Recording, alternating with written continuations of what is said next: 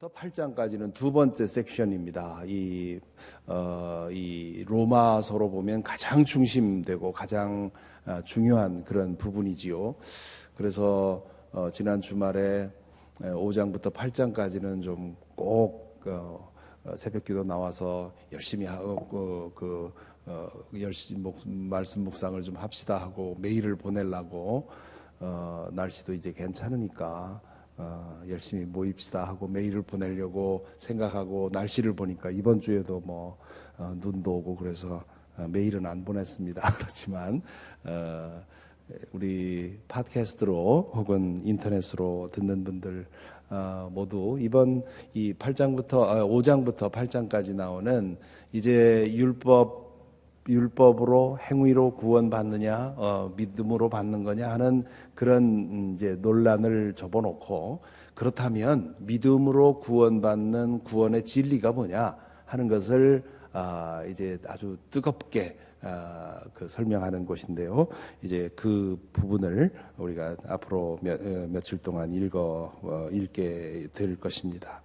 5장 1절 2절에 보면 그러므로 우리는 믿음으로 의롭다 하심을 받았으므로, 여기 그러므로라고 하는 것은 이제 1장부터 4장까지 쭉 나눈 얘기지요. 그것에 대한 결론으로서 얘기를 하는 겁니다. 그러니까 우리가 의롭다 하심을 얻는 것은 아브라함 때부터 행위로 된 것이 아니라 믿음으로 된 것입니다. 그렇다면 의롭다 하심이 믿음으로 되는 것이라면, 그렇다면 우리는 믿음으로 의롭다 하심을 받았으므로 우리 주 예수 그리스도로 말미암아 하나님과 더불어 평화를 누리고 있습니다. 우리는 또한 그리스도로 말미암아 지금 서 있는 이 은혜의 자리에 믿음으로 나오게 되었으며 하나님의 영광에 이르게 될 소망을 품고 자랑합니다. 그렇게 말합니다. 여기 우리라고 하는 것은 예수 그리스도의 복음을 믿는 사람들을 말하지요. 의롭다 하심을 받는다라는 말은 하나님과 우리 사이를 가로막고 있던 죄의 문제가 해결되었다는 뜻입니다. 따라서 우리는 믿음 안에서 하나님을 향해 아빠라고 부르는 그런 관계 안에 살게 된 것이지요. 하나님과 더불어 평화를 누리고 있습니다 라는 말이 그런 뜻입니다. 하나님과 우리 사이에 이제는 아무런 장벽이 없어졌습니다. 그러지요. 인간이 하나님을 자각하는 순간 가장 먼저 깨닫게 되는 사실은 자신의 죄성입니다. 그렇기 때문에 복음의 능력을 경험하지 않고는 하나님을 안다고 해도 구원을 경험할 수가 없습니다. 오히려 하나님에 대한 죄책감으로 인해서 짓눌리게 되지요. 죄책감은 인간의 영혼을 가장 깊은 곳에서부터 흔들어 놓는 그런 불안의 요소입니다. 모든 관계가 마찬가지지요. 관계가 깨어지는 가장 심각한 문제는 상대방에게 행한 잘못입니다. 아버지에게 큰 잘못을 범한 아들은 그 문제가 해결되기까지 아버지를 제대로 대할 수가 없지요. 하지만 그 문제를 해결받고 나면 그 관계가 활짝 열리게 되어 있습니다. 하나님과의 관계도 마찬가지입니다. 하나님 앞에 아무런 거침이 없는 활짝 열린 관계 안에서 살아가는 것이 얼마나 행복한지 모릅니다. 그것을 가능하게 하시는 분이 바로 예수 그리스도이시지요. 그래서 1절에 보면 우리 주 예수 그리스도로 말미암아 그렇게 덧붙이고 있습니다. 하나님을 아빠라고 부르면서 사랑의 사귐을 나누며 살아가는 관계를 사도는 2절에서 은혜의 자리에 있다 그렇게 얘기를 합니다. 은혜의 자리라 그렇게 말한 것은 은혜로 얻은 자리라는 뜻도 있지요. 우리가 행위로 얻은 자리가 산 자리가 아니라 하나님께서 믿음 안에서 값없이 주신 자리라 그런 뜻이기도 하고요. 또한 은혜를 경험하는 자리라는 뜻도 됩니다. 예수 그리스도를 믿는 믿음은 이 세상에 사는 동안 이 은혜의 자리에 머물러 살게 만들어줍니다. 이 은혜의 자리에 들어올 때 우리는 의롭다고 인정받는 것이고 그 자리에 머물러 살아갈 때 의인으로 성숙하게 되는 것입니다. 그런 삶은 결국 2절에 보면 하나님의 영광으로 인도하게 될 것입니다. 이 생에서도 그 영광을 경험하게 만들 것이고 마침내 하나님 나라에서도 그 영광을 맛보게 해준다는 것이지요. 은혜의 자리에 머물러 사는 사람은 어떤 사태를 대면하든지 흔들리지 않습니다. 복음의 능력은 우리로 하여금 이 세상에서 만나는 모든 환난을 피해 다니게 만들지 않습니다. 예수께서 말씀하신 것처럼 하나님은 의인에게나 죄인에게나 똑같이 비를 주시고 똑같이 해를 주십니다. 믿음의 능력으로 번영을 만났을 때는 부패하지 않고 고난을 만났을 때는 짓눌리지 않는 것, 그렇게 만드는 것이 믿음의 능력입니다. 그래서 사도는 3절부터 5절에서 아주 중요한 말씀을 하시지요. 그뿐만 아니라 우리가 하나님과 화해를 얻었을 뿐만 아니라 우리는 환난을 자랑합니다. 이 자랑합니다라고 오늘 1절부터 11절에서 3번이나 나오는데, 이 자랑하다라는 말은 기뻐하다라는 말로도 번역할 수 있습니다. 그래서 그 맥락을 보고 자랑하다, 기뻐하다, 그것을 선택해야 되는데, 개역 성경에는 우리는 환난을 기뻐합니다, 그렇게 번역을 했는데요. 환난 중에도 기뻐한다라고 번역하는 것이 더 나을 수 있습니다. 그러나 환난을 자랑한다 하는 말도 틀린 말은 아니지요. 우리는 환난을 자랑한다 하는 겁니다. 우리가 알기로, 왜 그러냐 하면 우리가 알기로 환난은 인내력을 낳고, 인내력은 단련된 인격을 낳고, 단련된 인격은 희망을 낳는 줄을 알고 있기 때문입니다. 이 희망은 우리를 실망시키지 않습니다. 하나님께서 우리에게 주신 성령을 통하여 그의 사랑을 우리 마음속에 부어주셨기 때문입니다. 복음의 능력은 환난을 방지하는 것도 아니고요, 피해가게 하지도 않습니다. 물론 애꿎게 혹은 실수로 혹은 우리 욕심으로 만들어내는 환난은 미리 방지하게 되지요. 복음 안에서 우리가 예수 그리스도의 제자로 성장해 가면 과거에 우리 욕심대로 살 때 우리가 빚어냈던 어려움들, 고난들은 그거는 자연히 사라지게 돼 있습니다. 그렇다고 해서 아무런 어려움 없이 살아갈 수 있는 것은 아닙니다. 오히려 복음 안에서 자라간다는 것은 스스로 어려움을 찾아가는 것, 자초하는 것, 그런 것이기도 합니다. 죄악이 가득한 이 땅에서 하나님의 뜻대로 우리 첫날 제자도에 관한 말씀 나누면서 첫날 말씀을 드렸습니다마는 이 세상에서 진리를 따라 다르게 살다 보면 어려움을 당할 수밖에 없는 것이지요. 하지만 그것을 피하지도 않고 부끄러워하지도 않고요. 오늘 여기 바울 사도가 말한 것처럼 환난 안에서 환난을 당할 때 그 안에서 즐거워합니다. 왜냐하면 환난이 전부가 아닌 것을 알기 때문이지요. 예수 그리스도를 죽은 자들 가운데서 살려내신 하나님이 여전히 그 능력으로 지금도 역사하고 있음을 믿기 때문입니다. 그렇기 때문에 믿음의 사람은 환난을 당해서, 고난을 당해서 흔들리거나 넘어지지 않습니다. 그 결과 인내력이 생기지요. 과거에는 상상하지도 못했던 그런 인내력이 생깁니다. 그렇게 인내하며 환난을 견뎌내면 인격이 단련이 되지요. 영어로 seasoned character라 그렇게 말을 하는데요. 이 여러 가지 환난을 거쳐가면서 단련된 인격, 환난을 통해 검증되고 단련된 인격이야말로 신뢰할 수 있습니다. 환난을 통해 단련된 인격은 흔들리지 않는 희망을 낳습니다. 아브라함처럼 희망할 수 없을 때 희망하고 바라는 믿음이 만들어지는 것이지요. 이 희망은 우리를 실망시키지 않습니다, 그렇게 얘기를 합니다. 그저 막연한 바람으로서 희망을 가지는 것이 아니기 때문에 그렇습니다. 믿음 안에서 얻은 희망은 결코 우리를 실망시키지 않습니다. 예수 그리스도를 죽은 자들 가운데서 살려내신 하나님을 믿는 믿음이기 때문입니다. 환난 중에 하나님께서 단련시켜서 확인한 희망이기 때문입니다. 은혜의 자리에 머물러 있는 동안 하나님께서는 성령을 통해 당신의 사랑을 우리에게 부어주십니다. 그 사랑이 희망의 근거이지요. 그 사랑은 어떤 사랑입니까? 6절부터 8절에서 사도는 이렇게 쓰고 있습니다. 우리가 아직 약할 때에 그리스도께서는 제때에 경건하지 않은 사람을 위하여 죽으셨습니다. 의인을 위해서라도 죽을 사람은 거의 없습니다. 더욱이 선한 사람을 위해서라도 감히 죽을 사람은 드뭅니다. 그러나 우리가 아직 죄인이었을 때 그리스도께서 우리를 위하여 죽으셨습니다. 이리하여 하나님께서는 우리들에 대한 자기의 사랑을 실증하셨습니다. 여기 우리가 약할 때에, 혹은 8절에 보면 우리가 죄인이었을 때에 이렇게 말합니다. 약하다는 말은 육신적으로 약하다는 말이 아니라 영적으로 약해서 죄의 노예가 되었을 때 그런 얘기지요. 죄인으로서 하나님의 심판을 받아 멸망할 처지에 있던 우리를 그리스도께서 죽으셔서 우리를 살려내셨습니다. 의로운 사람이나 선한 사람을 위해 죽는 사람도 드문 일인데 하물며 죄인을 위해 대신 죽는 것은 더 말해 무엇하겠습니까?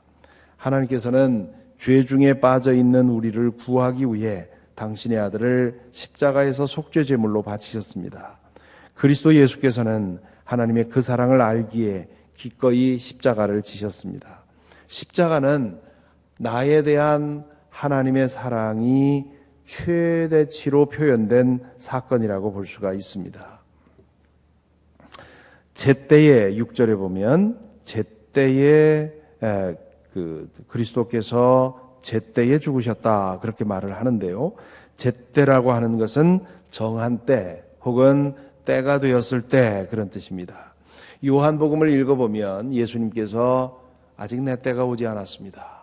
아직 내 때가 오지 않았습니다. 그렇게 전반부에서 얘기하다가 죽음이 다가오자 아버지 이제 영광 받으실 때가 왔습니다. 그렇게 12장 23절에서 말합니다. 십자가 사건은 우연히 발생한 사고가 아니라는 말입니다. 하나님에 의해 미리 계획된 것이고 아들 예수 그리스도는 그 때를 찾아가면서 기다리고 그 때가 왔을 때 당신을 내어주신 것입니다. 이로써 하나님은 인간에 대한 구원의 약속을 지키신 것이지요. 이어서 9절부터 10절에서 이렇게 말합니다. 그러므로 지금 우리가 그리스도의 피로 의롭게 되었으니 그리스도로 말미암아 하나님의 진노에서 구원을 얻으리라는 것은 더욱 확실합니다. 우리가 하나님의 원수일 때에도 하나님의 아들의 죽으심으로 말미암아 하나님과 화해하게 되었다면 화해한 우리가 하나님의 생명으로 구원을 얻으리라는 것은 더욱더 확실한 일입니다. 예수 그리스도를 주님으로 영접해서 예수 그리스도와 함께 동행하는 삶이 시작이 되면 하나님께서는 그 믿음을 보시고 우리를 의롭다고 죄 없다고 인정을 해 주십니다. 과거 동물의 피가 제사 드리는 사람의 죄를 사했듯이 예수 그리스도의 피는 완전한 속죄 제물이 되어서 그를 믿고 의지하는 사람들은 누구든지 그 죄를 씻어줍니다. 그래서 우리말로 보혈이라고 부르지요. 보배로운 피라는 뜻입니다. 하나님의 사랑이 드러난 피이므로 그렇게 부를 수가 있습니다. 하나님의 영원한 성소에 뿌려진 피로서 영원한 효력을 가지기 때문에 그렇게 부를 수 있습니다.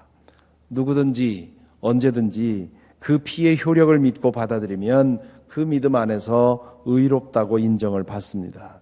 그것이 믿는 사람의 현재입니다. 지금입니다. 믿음을 통하여 은혜로 지금 의롭다고 인정을 받으면 미래에는 하나님의 진노로부터 구원받으리라는 것은 자명한 일입니다 라고 사도는 말하고 있지요. 구원을 얻으리라 하는 말은 하나님께서 우리를 구원하신다 그런 뜻입니다. 앞에서 사도가 자주 지적했듯이 누구든지 마지막 날에는 모든 사람이 하나님의 심판대 앞에 서야 합니다. 그때 우리는 죄에 대한 하나님의 진노를 대면할 수밖에 없습니다. 하나님께서는 의롭다 하심을 입은 사람들을 심판대 앞에서 진노로부터 구원해 주십니다. 하나님은 당신에게 원수로 살던 우리를 당신의 아들의 희생을 통해서 자녀로 받아주셨습니다. 그렇다면 자녀로 살던 우리를 하나님의 생명으로 인도해 주시리라는 것은 더 확실한 일입니다. 여기 하나님의 생명이라는 말은 지금 우리가 살고 있는 이 생명과는 질적으로 다른 것이지요. 우리가 이 땅에서 경험하는 모든 것은 하나님 나라에서 누리게 될 것에 대한 모조품이라 할 수 있습니다. C.S. 루이스의 말대로 이 땅에서 우리의 생은 하나님 나라에서의 삶에 대한 에피타이저라, 그렇게 볼 수가 있습니다. 하나님 나라에는 지금 우리가 살고 있는 생명과 비슷하지만 전혀 다른 생명이 있습니다. 그것을 비유적으로 영생이라고 부르지요. 그런데 이 영생이라는 말이 많은 사람들에게 오해를 만들어줍니다. 우리의 이 생이 한없이 지속되는 것, 그것을 영생이라고 생각하는데요. 영생이라는 말 자체가 비유입니다. 그게 뭔지 모릅니다, 우리는. 하나님의 생명, 하나님 안에서 얻는 생명이 우리 사는 이것과 비슷하기는 할 텐데 이것과는 비교할 수 없는 그런 것이기 때문에 그것을 다른 말로 어떻게 표현할 수가 없습니다. 그래서 영생이라고 표현을 한 건데요. 그런데 영생이라는 말을 듣고는 우리 지금 현재 살고 있는 이 삶이 영원히 지속되는 것처럼 오해를 하지요. 오늘 여기 바울 사도가 사용한 하나님의 생명, 이게 더 영생이라는 말보다 더 나아 보입니다. 하나님의 생명, 그 생명 안으로 우리가 들어가게 된다는 것이지요. 그 생명이 어떨 것인지 우리는 알지 못하지만 내가 누구인지를 알고 그리고 그 삶이 지속되는 것, 그것이 하나님 한 나라 안에서 우리에게 약속된 것이라는 겁니다. 여기서 사도가 아주 중요하게 말하고 있는 것이 있습니다. 믿음 안에서 현재와 미래가 연결이 되어 있다는 말이지요. 지금의 믿음이 미래에도 연장되고 연결된다는 겁니다. 구원은 믿음 안에서 지금 얻게 되는 칭의, 내가 죄 없이, 죄의 장벽 없이 하나님의 자녀가 되어 살아가는 것, 그것이 구원이기도 하지만 그것이 전부가 아니라 하나님 나라에서 얻게 될 영화도 구원의 일부입니다. 구원은 믿음 안에서 지금 하나님과 누리는 화해이기도 하지만 미래의 하나님 나라에서 누리게 되는 영원한 동행이기도 합니다. 현재의 믿음과 미래의 구원이 연결된다는 것이지요. 우리 감리교회 창시자인 존 웨슬리는 구원에는 세 시제가 있다고 했습니다. Three tenses of salvation. 믿음의 과거가 있는데요. 그것은 예수 그리스도께서 십자가에 달려 우리의 구원을 완성하신 것이고요. 믿음의 현재가 있는데 그것은 예수 그리스도를 주님으로 영접하고 주님과 함께 동행함으로써 의롭다함을 얻고 의롭다함을 이루어가는 지금 믿음 안에서 살아가는 은혜의 자리에 안에서 살아가는 그것이 현재이고요. 믿음의 미래는 하나님 나라에서 완전해지고 영화로워지는 것을 말합니다. 이 세 시제가 있는데 이 세 시제 중에 가장 중요한 시제가 언제냐? 바로 지금이라고 말합니다. 지금 하나님과 함께 살아가는 이 삶이 확보가 되면 과거도 의미가 있고 미래도 확보가 되는 것이라는 것이지요. 그러므로 우리의 믿음은 하나님을 향한 것이지만 또한 그 믿음의 기초는 예수 그리스도이십니다. 그래서 사도는 마지막 11절에서 이렇게 말하지요. 그뿐만 아니라 우리는 또한 우리 주 예수 그리스도로 말미암아 하나님을 자랑합니다. 우리는 지금 그로 말미암아 하나님과 화해를 하게 된 것입니다.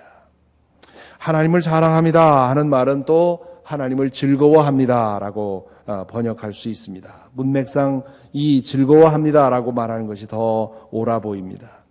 예수 그리스도를 통해서 우리에게 구원의 은혜를 주셨기에 우리는 하나님을 생각할 때 즐거워하는 것이지요.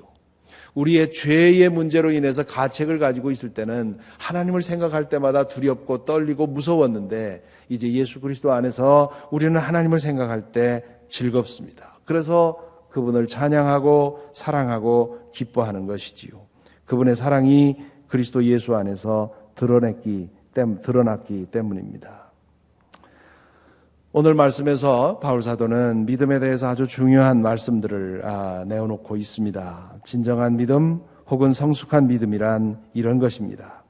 예수 그리스도를 통해서 죄사함을 받고 하나님을 아빠라고 부르는 그런 관계 안으로 들어가 하나님과 동행하는 삶을 살아가는 것이 믿음입니다. 그렇게 살아가는 자리를 은혜의 자리라 말하지요. 은혜로 얻은 자리고 또한 계속해서 은혜를 경험하는 자리입니다. 그렇게 살아갈 때 성령께서 우리 마음에 하나님의 사랑을 부어주십니다. 하나님의 사랑에 대해서 알면 알수록 우리는 하나님을 즐거워하지요. 왜냐하면 우리를 사랑하시는 분임을 알기 때문이지요. 하나님이 우리에게 원하는 것은 우리를 징계하고 우리를 징벌하는 것이 아니라 우리를 구원하시고 우리를 잘되게 하시려고 하는 하나님의 사랑을 알기 때문입니다.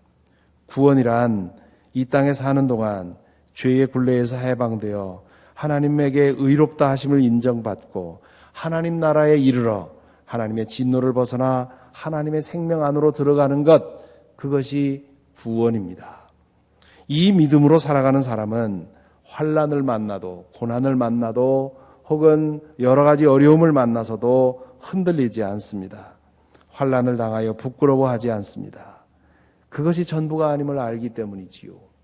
우리 믿음이 좋은 분들이 때때로 어려움을 만나면 부끄러워합니다. 내가 믿음이 이렇게 좋은데 이런 어려움을 만났다고 하는 사실을 사람들이 알면 내 믿음을 얼마나 평가하겠는가 싶어서 두려워하는 그런 경우를 종종 보게 되지요. 환난을 당하여 부끄러워하는 것이 아니라 오히려 즐거워합니다. 왜냐하면 그것이 전부가 아님을 알기 때문이지요. 예수 그리스도를 죽은 자들 가운데서 일으키신 하나님이 함께 계시다고 하는 것을 믿기 때문에 환난을 능히 이겨냅니다. 그래서 인내력이 생기는 것이고, 그래서 환난 가운데 우리의 인격이 연단되고 단련되고 성숙되는 것이고요. 그리고 그 성숙된 인격은 하나님에 대한 진정한 희망을 가지고 살아가게 됩니다. 이런 사람이 붙드는 희망은 결코 흔들리지 않지요. 이런 희망을 붙드는 사람은 세상을 이길 수가 있습니다. 이 믿음, 환난을 이겨내는 믿음, 환난 안에서 우리의 믿음을 단련시키는 믿음, 단련된 인격으로서 그 무엇도 흔들 수 없는 영원한 희망을 붙드는 믿음, 그것이 바울 사도가 오늘 우리에게 전하고 있는 믿음입니다. 이 믿음이 우리 모두에게 있게 되기를 바랍니다. 오늘 기도하시는 중에 우리에게 주신 이 은혜의 자리에 대해서 묵상을 하시고, 이 땅에서 하나님과 누리는 화해, 화평을 생각하시고, 또한 하나님의 생명, 우리가 결국 들어가게 될 하나님의 생명에 대해서 묵상하시기 바랍니다. 오늘 공동의 기도 제목은 선교지와 선교사들을 위한 기도인데요. 멕시코 나다니엘 센터의 김승석, 김종희 선교사, 남아공 장용석, 강준희 선교사, 그동안에 진행하던 사역에 좀 문제가 생겨서 변화가 있는 것으로 압니다. 이것도 역시 환난인데요. 그 환난 속에서 두 분이 그동안 단련된 인격으로 소망을 갖고 또 길을 찾아 나갈 수 있도록 기도해 주시고, 니카라구아의 전구 한미경 선교사, 필리핀 고영집 고순영 선교사, 탄자니아의 박윤석 선교사님을 기억해 주시기 바랍니다. 함께 기도하겠습니다. 우리 말씀을 기억하면서 먼저 함께 통성으로 기도하겠습니다. 기도하십시다. 사랑해 주님, 감사합니다. 저희들 오늘 말씀을 통해 믿음을 알게 하여 주시옵시고, 우리가 어느 자리에 어떤 자리에 와 있는지를 깨닫게 하여 주시니 감사를 드립니다. 우리에게 지금 현재 주신 은혜와 앞으로 우리에게 주실 그 구원의 소망을 생각하게 하여 주시니 감사합니다. 주님이여, 저희를 붙들어 주셔서 이 땅에서 살아가는 동안 이 은혜의 자리에 머물러 살아갈 수 있도록 인도하여 주시옵시고, 하나님께서 부어주시는 그 은혜를 받고 살아갈 수 있도록 아버지 하나님 인도하여 주옵소서. 언제든지 이 은혜의 자리를 떠나지 않을 수 있도록 주님 인도하여 주셔서, 주님께서 우리를 의롭다고 하셨는데, 죄 없다고 하셨는데, 그 죄 없는 상태 속에서 하나님과의 화해된 상태 속에서 살아갈 수 있도록 인도하여 주시옵시며, 또한 그 안에서 우리가 한없이 성장할 수 있도록 인도하여 주옵소서. 그리하여 마침내 하나님의 생명 안에 들어가는 저희들 될 수 있도록 주님 붙들어 주옵소서. 그뿐만 아니라 주님, 그 믿음의 능력으로서 이 세상 살아갈 때에 우리의 눈에 보이는 것에 짓눌리지 않게 하여 주시옵시고, 번영에 부패하지 않게 하시고, 고난에 짓눌리지 않게 하시고, 주셔서 우리 중에 역사하시는 그 그리스도를 죽은 자들 가운데서 살려내신 하나님을 믿는 그 믿음을 가지고 아버지 하나님 나아갈 수 있도록 인도하여 주시옵소서. 우리의 선교사들을 위해 기도합니다. 아버지 하나님, 그들이 선교지에서 외로움과 고독과 어려움과 환난과 여러 가지 어려움을 가지고 씨름하며 아버지 하나님 그 사역을 해나가고 있습니다. 아버지 하나님, 저들 가운데 진정으로 주님을 바라는 믿음 가질 수 있도록 인도하여 주시고 단련된 인격으로 소망을 부여잡는 그런 은혜 허락하여 주시어서 어떤 환경 속에서도 낭망하지 않게 하여 주시옵시고 믿음을 가지고 나아갈 수 있도록 주여 인도하여 주옵소서.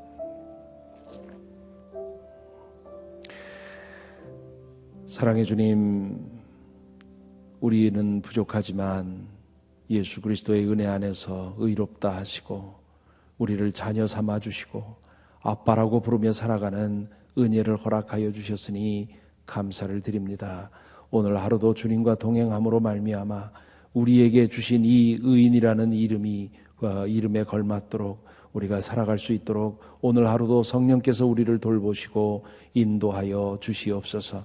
주님, 우리가 이 세상에서 어떤 일을 당하든지 하나님 바라볼 수 있도록 인도하여 주셔서 때때로 얻는 고난을 통해서 우리의 인격이 단련이 되고 그 단련된 인격 속에서 하나님의 영원한 희망을 가지고 흔들리지 않는 삶을 살아갈 수 있도록 인도하여 주셔서 모두가 흔들리며 절망하는 때에 주님 희망의 이유를 전할 수 있는 당신의 자녀로 살아갈 수 있도록 인도하여 주옵소서. 오늘 하루를 주님께 온전히 바치오며 예수 그리스도 이름으로 기도하옵나이다. 아멘.